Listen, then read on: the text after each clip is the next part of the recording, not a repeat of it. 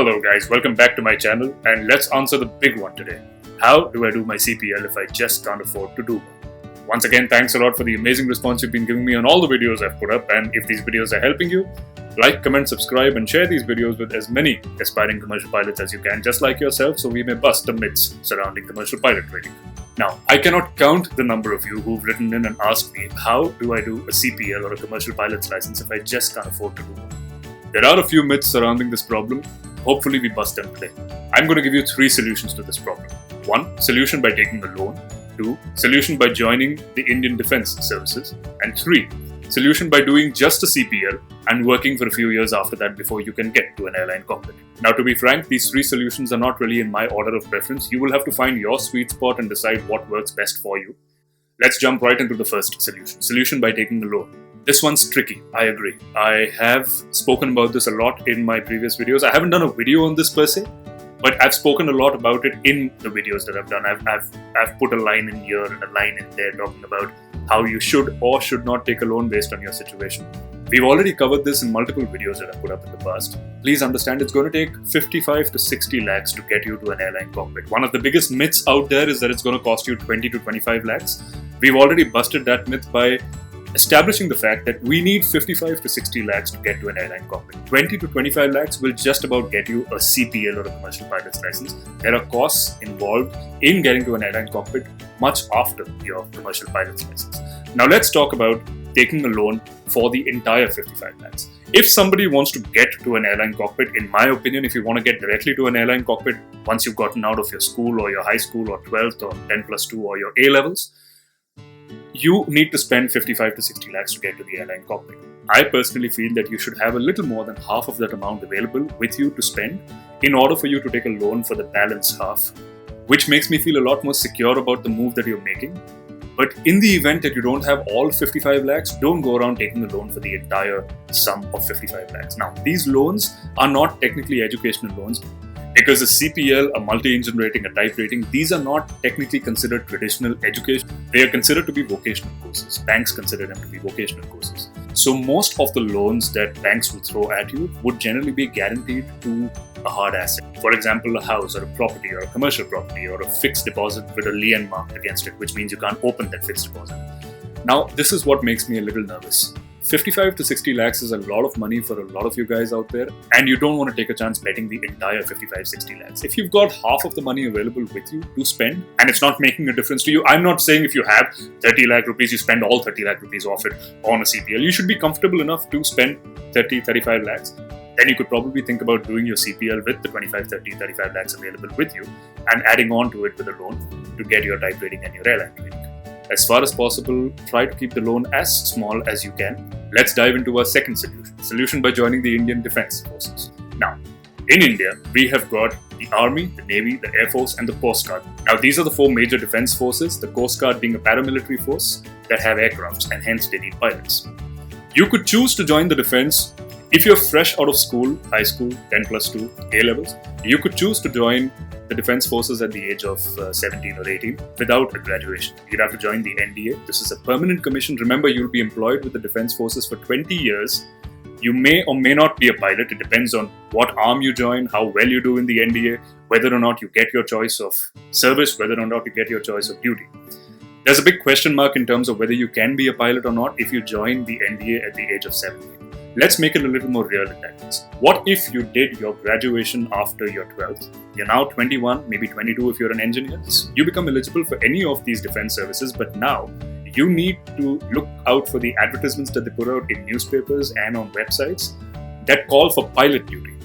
Now, the Navy puts out these notifications. I know the Air Force puts out these notifications. You may not be a fighter pilot in the Air Force if you join after your graduation. You may not be a fighter pilot in the Navy if you join after your graduation. But you would certainly be a pilot if you join by responding to one of those pilot duty notifications. You may fly cargo aircrafts or you may fly choppers, but you still are a pilot at the end of the day. Some of the defense services sometimes offer a short service commission with pilot duty, which is very rare. Generally, pilot duty is not offered with short service commission. But if you get the chance to join the defense forces under short service commission, by being a pilot in the Defence Forces, I think you should jump on it if you cannot afford to do a CPL right out the box, because it saves you a lot of money. You have no costs as far as flying is concerned. Granted, the Defence Forces do not give you a CPL. You don't have any license when you're flying as a defence pilot.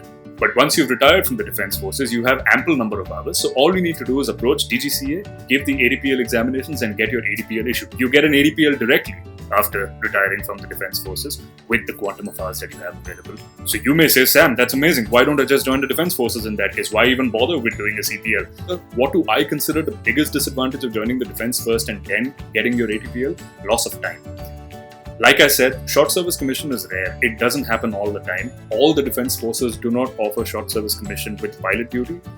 So chances are you will end up spending 20 years on a permanent commission in the Defence Forces. So it really comes down to a personal choice if you're willing to be a defence pilot. Please remember, you'd be a soldier of the country. It's a big, big thing. It's not a small thing. But there is a significant loss of time before you would ever get to an airline cockpit. What's the biggest advantage of being an ex-defence pilot and then becoming a commercial pilot? Your exposure. You've flown so many different kinds of airplanes.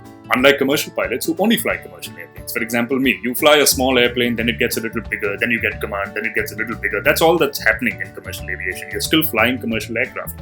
But defence pilots are very well exposed. They fly a whole bunch of airplanes, cutting-edge airplanes. The speeds that they fly at, the equipment they fly, the kind of exercises they do, the kind of training courses they go through cannot be compared to commercial aviation. It's a whole different life and very exciting at that. Which brings us to number 3, the solution by doing your CPL and working for a few years after your CPL outside an airline. Now, owing to the biggest myth in Indian commercial aviation that it costs 20 to 25 lakhs to be an airline pilot, a lot of you are able to spend 20 to 25 lakhs. I've noticed a lot of you write in and tell me I have 20 to 25 lakhs available, or maybe I have 30 lakhs available. How do I get the rest of the money to get myself a type rating and be able to afford airline training? There are other ways to do this. If you can spend 30 odd lakhs on a CPL, go get the CPL, and there are opportunities wherein you can work as an instructor on Cessnas for a few years after your CPL, or you could even get a general aviation opportunity. You could fly a smaller general aviation airplane like a Beechcraft B200 or a Cessna Citation if you're lucky, and you could clock a few hundred hours before you can apply to an airline. And then once you have your 1,000 to 1,500 hours, you probably have your ADPL by then, an airline will be a lot more interested in hiring you and the cost would be a lot less. What are the advantages? If you flew a Cessna for another 1,200 hours after you finished your CPL, which means you did your 200 hours, you got your CPL, you got a job as a Cessna instructor, and you flew a Cessna for the next 1,200 or 1,300 hours to get to 1,500, you would be a very, very, very exposed pilot. Remember, the systemic problem with airline flying is the fact that it's not very hands-on. Airline flying is very automated in general. So this is a dilemma that's always going to prevail in commercial aviation, wherein people think commercial pilots are not very hands-on because automation is a lot safer, or is construed to be a lot safer than a pilot flying hands-on. But the trade-off for that is, if an airplane gets more automated, the pilot gets lesser hands-on experience, right? Some of you have written in to me, and I'm very happy you have. You guys have told me that there are opportunities available in the West, in countries like Canada and in America, wherein you can do your CPL, followed by a few hundred hours on Cessnas as instructors, followed by a few hundred hours on smaller aircrafts like a Cessna Caravan or a Beechcraft B200. If you have an opportunity like that knocking on your door, please go ahead and take it because it drops your cost drastically. Your cost comes down to 20 to 25 lakhs for your CPL and then you get employed right away. Remember, you get paid as a Cessna instructor, which means you are clocking hours, you're getting paid at the same time, so you could probably save some money for your type rating that you can do a couple of years down. And by the time you do your type rating and you apply to an airline, you are so much more experienced and the airline will be so much more interested in hiring you. So that's all I have to say about this, guys. I've given you 3 very, very possible options by which you can mitigate your pilot training costs. I hope this video has helped you. Please make an informed decision. Find your sweet spot. See what works for you. I'm not recommending any one of these 3 options to any one of you guys in specific. You need to find your sweet spot. You need to decide what works best for you. You could always put down a comment asking me for further clarification. If I can help you, I certainly will. Sign up on Patreon for some exclusive videos and exclusive pilot training content. I'll put the link down here for you. I will also put a link down in the description to a video I did recently on how much it ultimately costs to be an airline pilot, so you get a better perspective of costs. As always, guys, if these videos are helping you, please like, comment, subscribe, share this video with as many aspiring commercial pilots as you can. Please help us bust the myths surrounding commercial pilot training. Once again and always, to safe skies and safer landings. Have a great day, guys.